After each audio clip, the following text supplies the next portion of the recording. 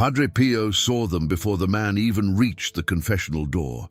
3 demons, crouched and waiting, their shadowed forms pressed against the cold stone wall of the church at San Giovanni Rotondo, and they were pointing, not at the man's hands or his face.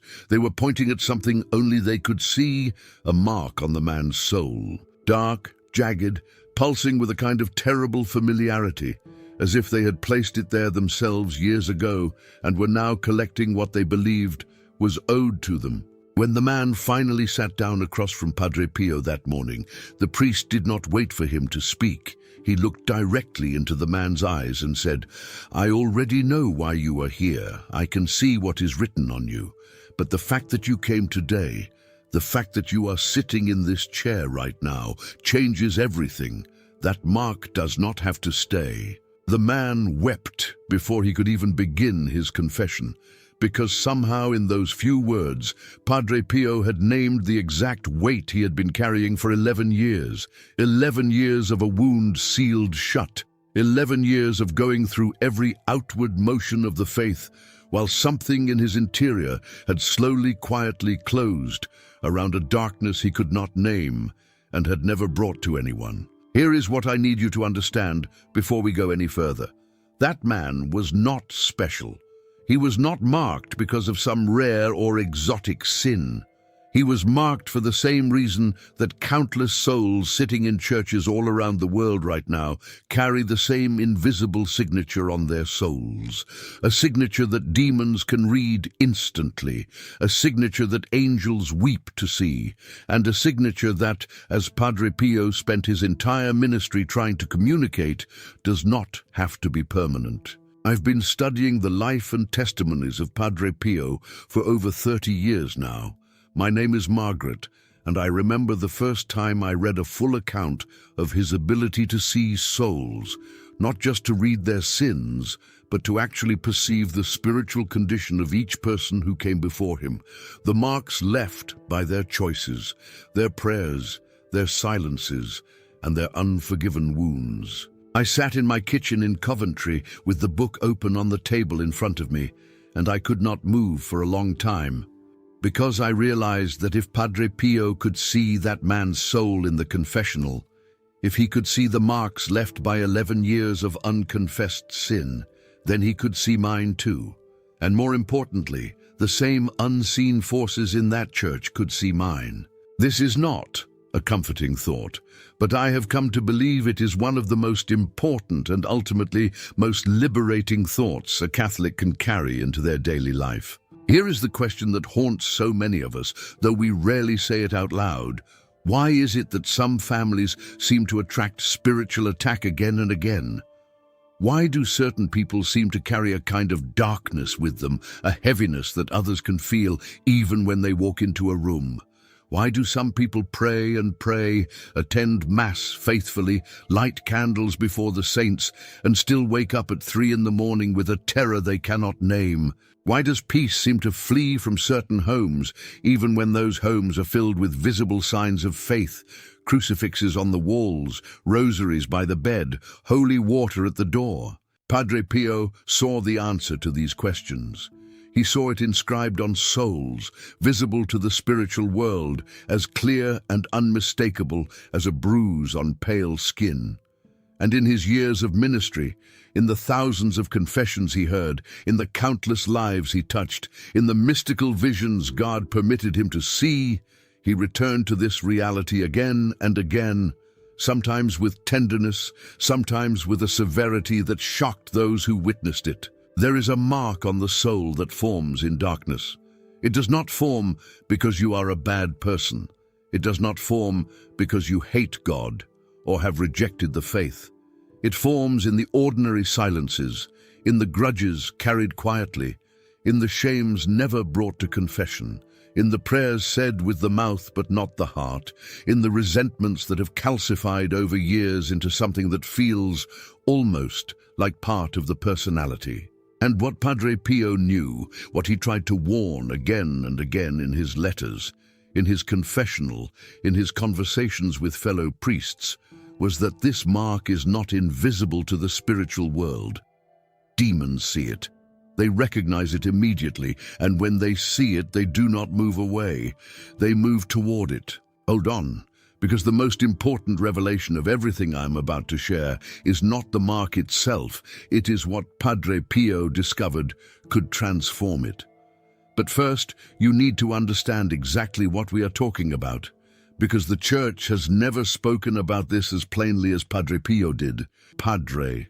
To understand what Padre Pio saw, we have to go back to a particular period in his ministry.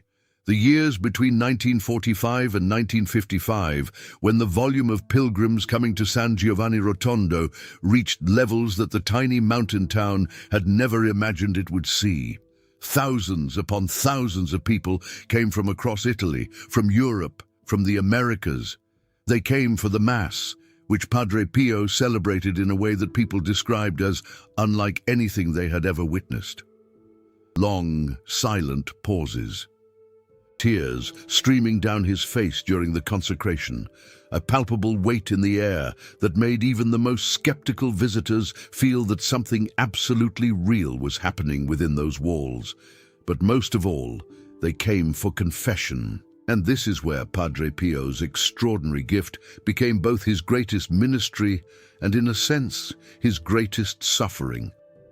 Because what he experienced in that confessional was not simply hearing sins.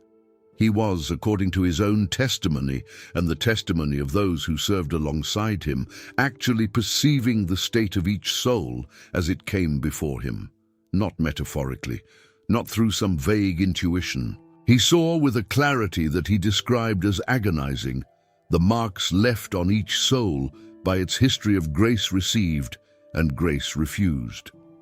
Father Agostino of San Marco in Lamis, one of Padre Pio's closest spiritual companions and correspondents, recorded a conversation in which Padre Pio tried to explain what this experience was like.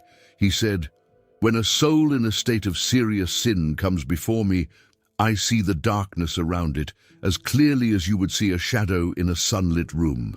The darkness is not just the absence of light, it is a presence. There are intelligences attached to that darkness. They accompany the soul everywhere. They know exactly which wounds are open, which fears are unaddressed, which resentments have never been brought to God. And they work those places constantly, like pressing a thumb into a bruise." What Padre Pio described was not a dramatic cinematic vision of horned figures. He described something more disturbing in its ordinariness. The demonic presence that clung to wounded souls was, in his description, almost patient, almost domestic. It did not need to rage. It simply needed to keep the wound from closing. Now, this account might sound like the kind of pious hyperbole that gets attached to the lives of saints after their deaths. But what makes Padre Pio's testimony on this subject so remarkable is how consistently it was confirmed by those who came to him, particularly by the cases in which he named things he could not possibly have known by natural means. One of the most documented of these cases involved a woman from Naples.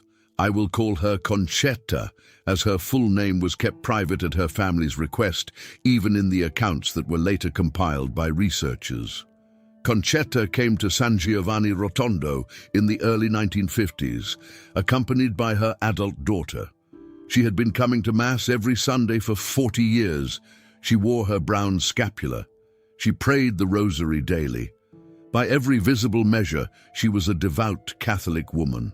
But when she sat down across from Padre Pio in the confessional, he did not proceed with the normal ritual. He looked at her for a long moment in silence. Then he said, "You have been coming to Mass for 40 years with a wall around your heart. You built it after what your mother did to you, and every time you kneel before the altar, you are kneeling with that wall intact, which means you are offering God everything except the one thing He most wants from you, the one thing that would transform everything else." Concetta's daughter, who was waiting outside the confessional and heard none of this exchange, later reported that her mother emerged after 30 minutes completely transformed, shaking, weeping, but with a lightness in her face that her daughter said she had never seen before. not in all of her 67 years of life. The wall had been there for 4 decades, and in those 4 decades, Padre Pio would have said, and did say in the general terms of his many teachings on this subject, that this kind of wound, kept sealed and unconfessed and unforgiven, left a mark that was legible to every dark intelligence in the spiritual world, a mark that said, here is a point of vulnerability. Here is a place where light cannot fully enter. Here is where we are permitted to work. The question that naturally arises here is this: if a person is doing all the visible things right, if they are attending Mass and praying the rosary and wearing their scapular and going to confession regularly, how can there still be a mark that demons recognize? How can there be a vulnerability that all of that faithfulness has not addressed? Padre Pio's answer to this question, drawn from his own mystical experience and from his reading of the great spiritual writers of the tradition, particularly St. John of the Cross and St. Francis de Sales, was that there is a fundamental difference between exterior faithfulness and interior surrender. And demons, in his experience, were not fooled by the exterior. Let me put it in the plainest possible terms, the way Padre Pio himself often did in his conferences with his fellow Capuchin friars. When a person attends Mass but harbors an active resentment toward another person, a resentment they have never genuinely brought to God, never genuinely asked to be released from, never genuinely confessed as the wound it actually is, something happens in the spiritual dimension that the outward act of Mass attendance does not address. The resentment is not neutralized by proximity to the Eucharist. It does not dissolve because the body is present in the church while the interior refuses to open. And what that unforgiven resentment creates, in Padre Pio's understanding, is precisely the kind of wound that spiritual darkness attaches itself to. I want to be absolutely clear about something here. This is not a teaching of condemnation. Padre Pio was not cruel with the souls who came to him carrying these marks.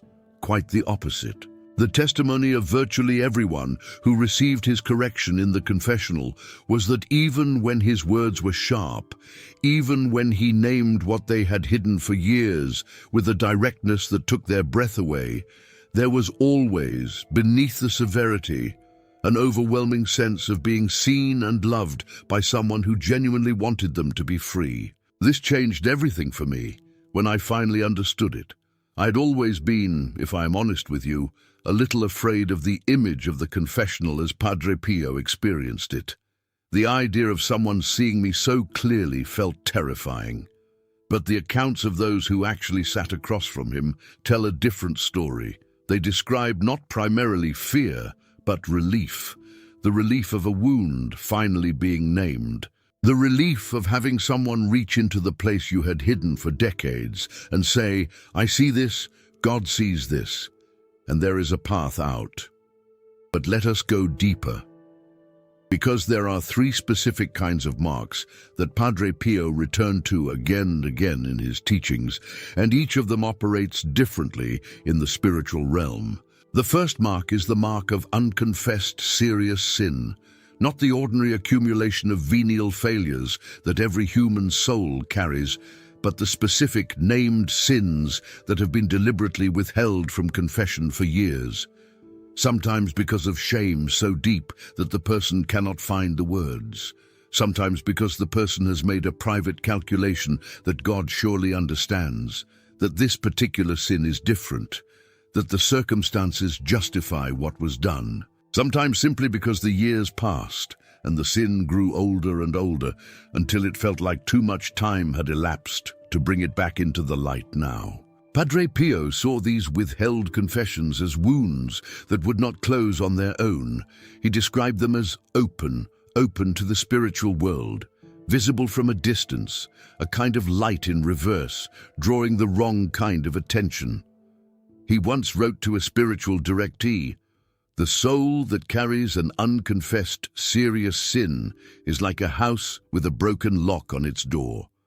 The holy water at the threshold, the crucifix on the wall, the rosary on the nightstand. None of these are useless, but none of them address the door, and the spiritual intelligence that has been watching that door knows exactly what is wrong with it. 3 people who studied Padre Pio's private correspondence in depth have written about his unusual intensity on this specific point. 2 of them noted that he returned to the image of the open door again and again across years of letters. The third, a theologian who spent decades researching Padre Pio's mystical experience, said that of all the images Padre Pio used to describe spiritual vulnerability, this one appeared most frequently and with the most urgency. He was not frightening people into confession. He was trying to describe, as accurately as he could, what he actually saw. You might think that is just the first mark, and perhaps the most obvious. But wait, because the second mark is the one that will surprise you. The second mark is the mark of unforgiven injury. This is perhaps the most common of the 3, and in some ways the most difficult to address, because it operates in a part of the soul that feels entirely justified in its refusal. When someone has genuinely been injured deeply, seriously, perhaps repeatedly, the refusal to forgive can feel not just natural, but morally appropriate. Why should I forgive what was done to me? The injury was real. The person who caused it may have never apologized. They may not even know the damage they did. They may be dead. And yet Padre Pio, drawing from the same tradition as every great spiritual master of the Church, was absolutely consistent on this point. The unforgiven injury, carried not as a wound you bring to God, not as a suffering you acknowledge and surrender, but as a closed fist around a rock of grievance. This is one of the clearest marks the spiritual world can read. He described confessions where he could see, as plainly as reading a page, the specific person his penitent had refused to forgive. Not always a dramatic enemy, more often a parent, a sibling, a spouse, a priest who had said something careless 30 years before and never known the damage those words caused. In one particularly striking account from the late 1940s, a man came to Padre Pio for confession and listed a variety of sins in the ordinary way. Padre Pio heard him out, then said, "You have forgotten the most important thing. You have not mentioned your brother." The man insisted he had no issue with his brother. They spoke regularly. Everything was fine. Padre Pio looked at him in silence for a moment, then said, "You are in a relationship with your brother in which you perform the actions of a brother, but not the interior of one. You help him when he needs it. You call him at the feast days, but you have never forgiven him for what happened with your father's house. And until you do, what I see attached to your soul will not be moved by anything else you bring here." The man left the confessional shaken. The account, recorded by a witness who was nearby, reports that the man returned to Padre Pio 3 weeks later, having spent that time in genuine interior work on exactly the wound Padre Pio had named. He said afterward that he felt in the moment he finally made the interior act of forgiveness that something physical had shifted, not in his body, in his soul. Like a pressure that had been present for so long that he had stopped noticing it, suddenly and entirely gone. But here is what I need you to hear next. Because the third mark is the one that most surprised me when I first encountered it, and the one I believe will resonate most with people who are genuinely trying to live faithful Catholic lives. The third mark is the mark of prayer without presence. And this is where Padre Pio's teaching becomes not just relevant, but urgent for every Catholic who wonders why, despite everything they do, something still feels missing. You might think I'm about to describe the common failing of mechanical religious routine, the recitation of prayers without real engagement of the heart. And yes, that is part of it. But what Padre Pio described was something more specific than distraction or routine. It was the prayer of the person who comes to God with a list, with needs and petitions and requests for protection and healing and guidance, but who never comes to God with openness, who never actually waits, who never enters the silence where something unexpected might happen, where God might say something that requires a response, where the interior might have to move rather than simply perform. Padre Pio once wrote in a letter to a spiritual directee, "Many people pray at God without praying to God. The mouth moves, the words are correct, the posture is proper, and yet the whole interior is armored against encounter. They want the benefits of prayer without the vulnerability of it.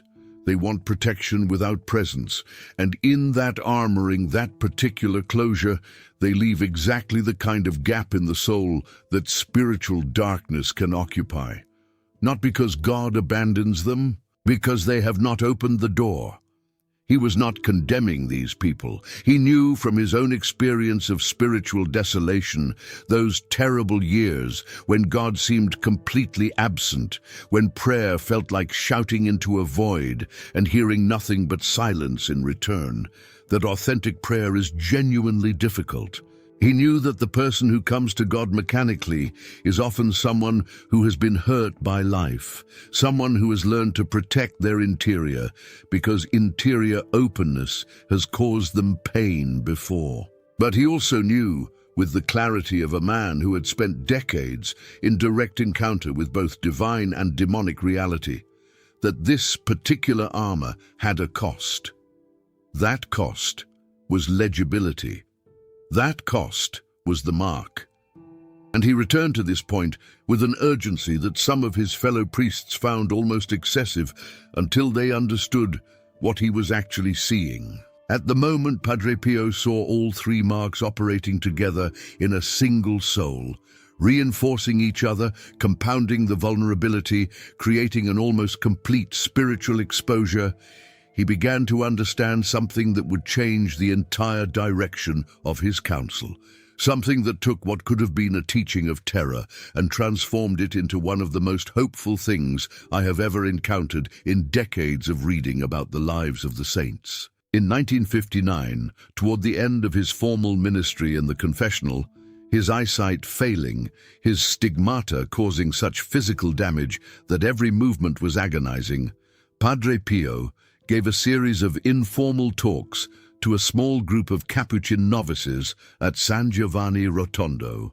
These talks were transcribed by one of the novices, a young man who later became a priest himself, and portions of those transcriptions have been preserved and referenced by several Padre Pio scholars. In one of those talks, he described a vision he had received years earlier, one that he said had transformed his understanding of the very marks he had been seeing on souls for decades. In the vision, he saw a soul in exactly the condition I have been describing, all three marks present, an unconfessed sin from decades past, a deep, unforgiven injury, and years of armored prayer. The marks were visible in the vision as something like shadows written into the very texture of the soul itself, the way a scar is written into skin, permanent seeming, defining. And around the soul, the intelligences that Padre Pio had always described as drawn to these marks were present, waiting, patient, absolutely certain of their claim. But then something happened that Padre Pio said he had not expected, even in a vision. Even with everything he knew about the spiritual world, with all the years of mystical experience and direct encounter with both divine light and demonic darkness, what he saw next surprised him completely. A light appeared, not from outside the soul, from within it. Not because the soul had done something to earn it, not because the wounds had suddenly healed, not because the marks had been removed.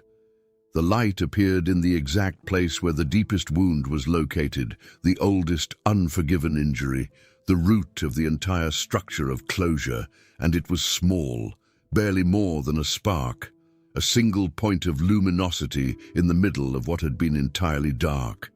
But it was real, And Padre Pio understood in that moment what the spark was. It was a desire, not yet a decision, not yet a prayer, not yet an act, just a desire. The first microscopic movement of the soul in the direction of what it had been refusing for years.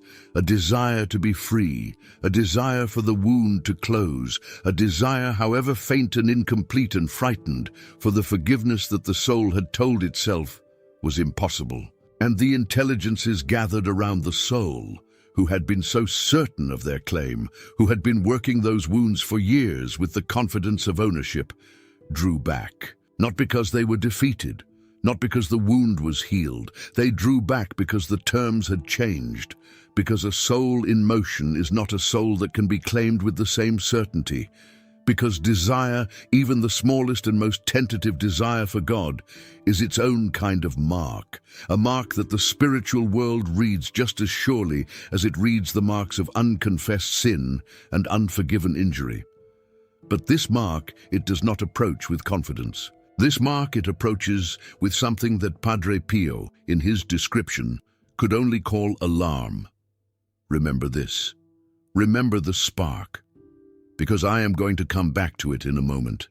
The mark that changes everything. The mark that does not require your perfection or your accumulated holiness or your years of faithful practice. The mark that can be placed on your soul right now, in whatever state you are actually in. But first, I want to address something directly, because I know that some of you listening to this are carrying wounds that have been there for a very long time. Some of you have been carrying an unforgiven injury for so many years that it no longer feels like a choice. It feels like a fact, like a room in the house of your soul that has been locked for so long that you are not even sure the key still exists. You have organized your entire interior life around that locked room. You have decorated the hallway outside it. You have convinced yourself that the room is simply not part of the house anymore. I have been there. I will tell you plainly, the way I tell you everything. There was a period in my own life, many years ago now, when I carried an injury from a member of my own family that I had decided, absolutely decided, I would never forgive. Not out of hatred, out of what felt at the time like a very reasonable, self-protective clarity.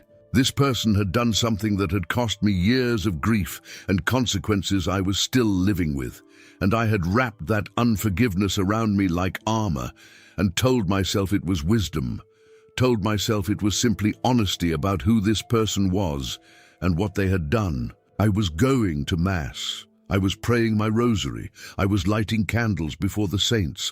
I was doing everything I had been taught to do as a Catholic. But there was a hollowness at the center of all of it that I could not understand and could not fix by doing more of the same things. A sense that my prayers were going somewhere but not arriving anywhere. A persistent, low-level fear that had no name. A feeling that despite all my faithfulness, something fundamental was wrong. It was not until I read a detailed account of Padre Pio's confessional ministry, specifically the accounts of souls he had described as carrying the mark of unforgiven injury, that I began to understand what I had been doing to myself for years without knowing it. The connection was not between my unforgiveness and some kind of divine punishment. The connection was between my unforgiveness and the openness of my interior to spiritual assault. I had locked a room, but in locking it, I had also blocked the circulation of grace through the whole house, and I had created exactly the kind of mark that Padre Pio described. Clear, legible, drawing the wrong kind of attention, not because I was a bad person or a faithless Catholic, because I was a wounded person who had never brought the wound to the one place where it could actually be healed. This is the hidden connection that Padre Pio tried to communicate to the souls in his care. It is not that God punishes the person who does not forgive. It is that the unforgiven injury is an open wound in the spiritual dimension, and open wounds attract attention. The same mouth that once cursed can bless. The same soul that carries the mark of closed wounds can carry the mark of a soul surrendering toward light. But the transformation has to begin somewhere, and it begins with a single act that Padre Pio said was more powerful than any novena, more effective than any spiritual protection ritual, more immediately transforming to the soul's spiritual signature than any external practice of the faith. You just discovered something that most Catholics spend their entire lives without understanding clearly. You have seen how the marks form, why they persist, and what Padre Pio witnessed in his decades of mystical experience with souls who carried them. These revelations were not in the catechism class I attended in Coventry in the 1970s. They are not widely discussed from the pulpit on Sunday mornings. They come from the lived, documented, witnessed experience of a man who spent his entire adult life in direct contact with the suffering of souls and with the grace that could transform them. If this teaching has touched something in you today, if it has named something you have been carrying without knowing what to call it, I want to ask you to consider supporting this ministry through the Super Thanks button below this video. Not for my sake, for the sake of the souls who will find this video in the middle of their own nights, carrying their own marks, needing to know that they are not hopeless and that they are not forgotten. Padre Pio said that those who spread divine truth will be protected. These revelations were hidden from ordinary Catholics for too long. The Super Thanks button is not just financial support. It is you saying these truths need to keep reaching the people who need them. You are not just a viewer. You are part of what makes these revelations available to those who need them most. So what do you actually do? What is the practical reality of transforming the marks on your soul that Padre Pio described? I want to give you something concrete. Not a vague spiritual exhortation that leaves you exactly where you started. Something you can actually do, grounded in the tradition that Padre Pio himself taught in his conferences and his letters and his counsel to thousands of souls. Padre Pio was not a complicated man in his practical counsel. For all the mystical depth of his experience, his actual guidance to the souls in his care was remarkably simple. He believed in the sacraments. He believed in the rosary. He believed in the daily examination of conscience. But above all, he believed in one practice that he returned to constantly, a practice he described as the single most powerful thing an ordinary Catholic could do to protect their soul from the kind of spiritual vulnerability I have been describing today. He called it the prayer of radical surrender. Not a formal prayer in the sense of a composed text, though there are texts that can support it. More of an interior act, a deliberate, conscious turning of the soul toward God. Not with a list, not with requests, not with performances of faithfulness, but with openness. The specific openness that says, I am bringing you the rooms I have locked.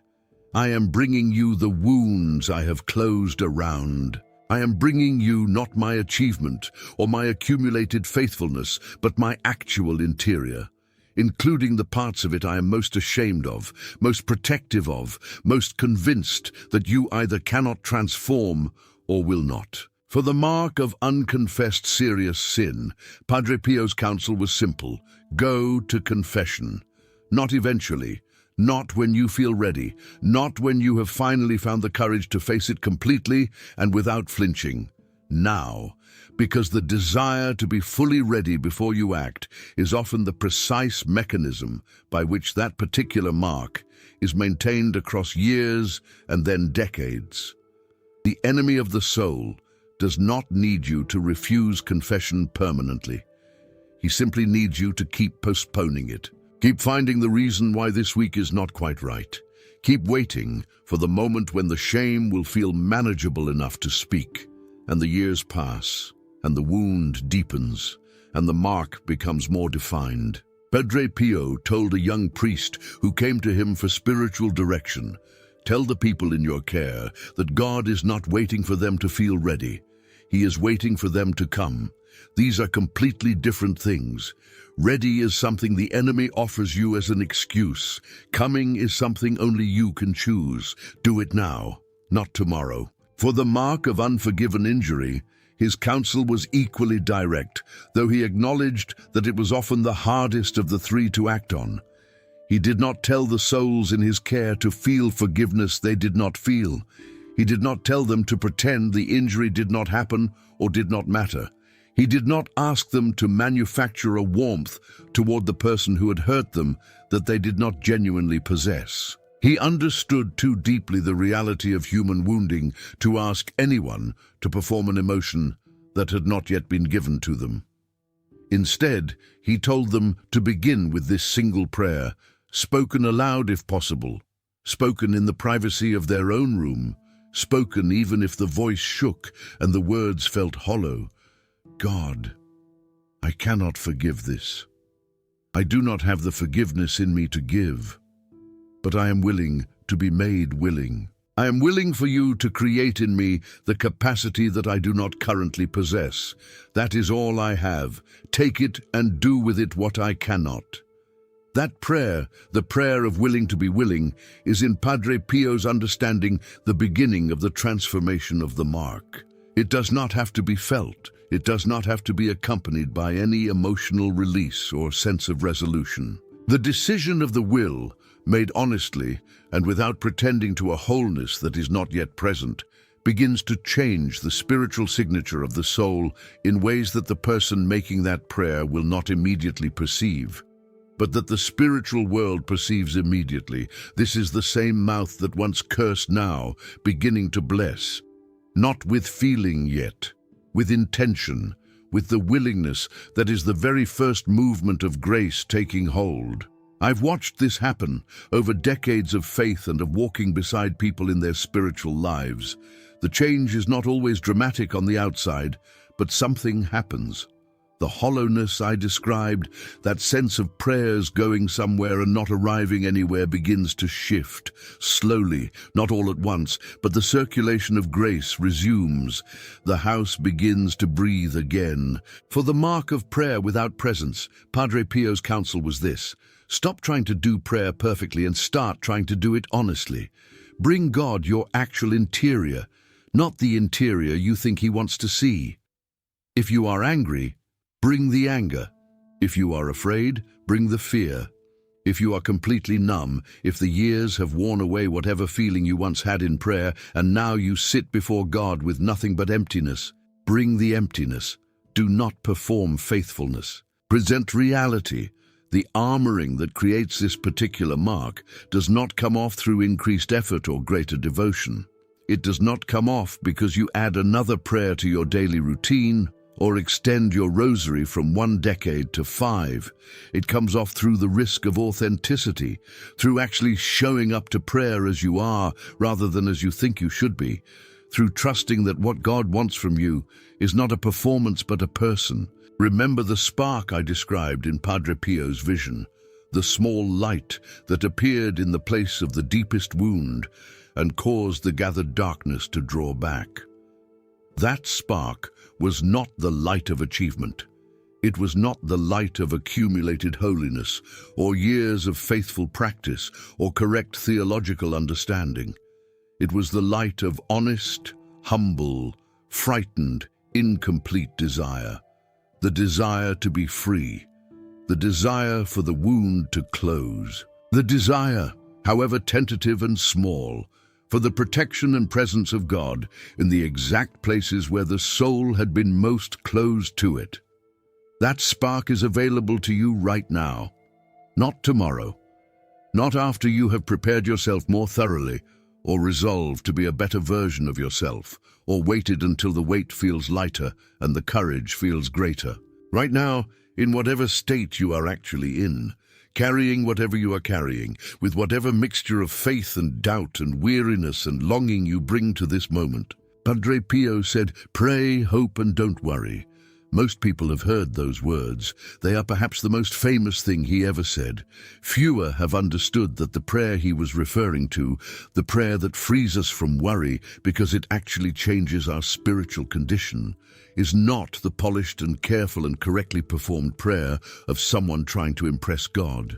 It is the raw, honest, stumbling, willing to be willing prayer of someone who has run out of strategies and decided finally simply to come.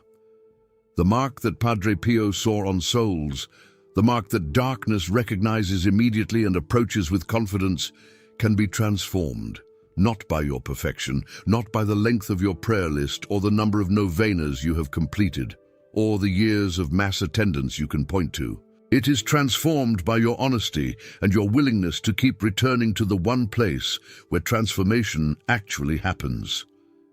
Open the locked room. Bring the wound. Speak the prayer of willing to be willing. Go to confession. Not eventually. Not when you feel ready. Now. Today. This week. Before Sunday. Before the weight gets any heavier.